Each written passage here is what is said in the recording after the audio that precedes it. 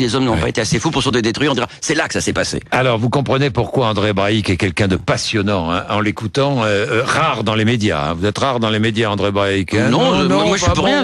Mais ça, je suis merveilleuse, alors il faudra en parler. Bon, Philippe Dufresne est avec les auditeurs d'RMC. Quelles sont les questions posées, Philippe? Avec une chose qui revient beaucoup, c'est la vie ailleurs, quoi. Est-ce que la vie pourrait exister ailleurs? On a Marie-Lou qui dit finalement pourquoi est-ce qu'on a tellement envie qu'il y ait eu d'autres existences dans le monde, dans l'univers? Alors là, j'ai deux niveaux de réponse. Vous me posez la question, est-ce que la vie existe ailleurs? Alors, le scientifique que je suis ne peut que répondre, je ne sais pas. Tant qu'on l'a pas vu, on l'a pas constaté, je ne sais pas. Maintenant, j'ai un sentiment. Oui. Et mon sentiment n'a pas valeur de démonstration. Oui. Mon sentiment, c'est que dans notre galaxie actuellement, il y a quelque chose comme 1000 milliards d'étoiles, comme le Soleil. Des galaxies, il y en a environ 1000 milliards. Donc, à l'heure où je vous parle, il y a quelques milliers, 2 milliards d'étoiles. Je parle pas de celles qui sont déjà mortes, celles qui sont pas encore nées. Donc, ça serait avoir un nombril d'une taille démesurée, que vous imaginez que nous sommes absolument seuls. Donc, j'ai tendance à penser que la vie doit pulluler dans l'univers. Mes collègues biologistes me disent, tu sais, André, c'est très compliqué la vie, il faut beaucoup de conditions favorables, et il faut tellement de conditions favorables que ça va être très rare. Bon, il faut chercher. Et là, le chercher, c'est aller voir s'il n'y a pas autour d'une autre étoile une planète qui ressemble à la Terre. Nous ne le savons pas encore, nous voyons des planètes, mais ça ressemble pas du tout à la Terre. Et dans les années qui viennent, peut-être 6 mois, peut-être 6 ans, peut-être 10 ans, nous saurons s'il y a une autre Terre autour d'une étoile proche, si elle existe. Si elle existe, on ira voir si elle est habitable. Si c'est habitable, on ira voir si elle est habitée. Et si elle est habitée, on ira voir si elle est habitée par des micro-organismes, des dinosaures, des girafes, ou des hommes qui peignent dans les cavernes, ou des gens qui ont envie de communiquer. On ira voir si, je sais pas, des formes. Alors tout ça, c'est l'aventure qui est en train de commencer. Ouais. Simplement, vous voyez bien que là, il y a une question fondamentale. Sommes-nous seuls?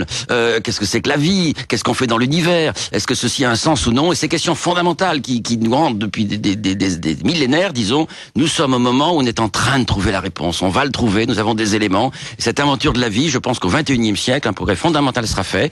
Et la seule réponse à adopter, c'est la réponse du scientifique, c'est on va voir. Vous savez, c'était Rabelais, si vous ne le croyez pas, allez donc voir. Et ben on va voir. Ouais, les premières pages du livre, d'ailleurs, sont absolument superbes. Hein. Bien, Philippe, autre question. Petite question d'actu, si vous voulez. Il y a Loïc qui revient sur des phénomènes lumineux qui auraient été observés dans le courant du mois de mai en Bretagne et en Vendée. Il y a eu quelques reportages à la télé.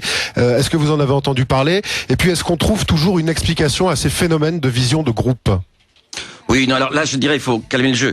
Nous sommes sur Terre environ 7000 personnes dans le métier d'être astronome professionnel, munis des instruments dans toutes les longueurs d'onde, des rayons gamma, ultraviolets, infrarouges, etc. Nous observons le ciel, nous le balayons sans arrêt, jour comme nuit, et l'ensemble des phénomènes, on n'a pas tout compris évidemment, sont parfaitement expliqués par la physique, par les différentes lois que nous trouvons dans l'univers.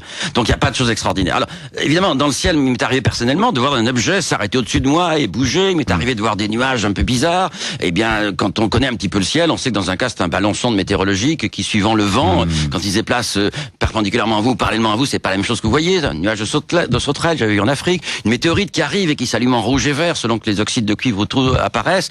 Donc il y a dans le ciel sans arrêt des phénomènes étonnants qui se passent. Dans ce ciel, je répète que nous voyons mal et que les hommes devraient regarder un peu plus. Mais ceci n'a rien à voir avec le problème de la vie. Le problème de la vie, disons, ailleurs, il faut quand même prendre conscience d'une chose, c'est que la vie, c'est très loin. Je veux dire, s'il y a d'autres vies ailleurs, communiquer n'est pas facile. Vous savez qu'on a envoyé un message vers la Mère d'Hercule, pour quand même Hercule parce qu'elle a 1 million d'étoiles, en disant il y a peut-être quelqu'un qui va nous écouter, nous entendre, mais le message il va être 25 000 ans pour y aller. Et s'ils sont gentils, ils nous répondent, ça mettra 25 000 ans. Donc on se dit bonjour, comment allez-vous? Pas mal, et vous de même, 50 000 ans. Donc je dirais le danger pour l'instant n'est pas très grand. Donc ces phénomènes lumineux sont parfaitement expliqués par les théologistes, par les astronomes pour l'instant, mais j'encourage ceux qui regardent le ciel à regarder encore plus parce qu'il est passionnant. Bien, André Braic.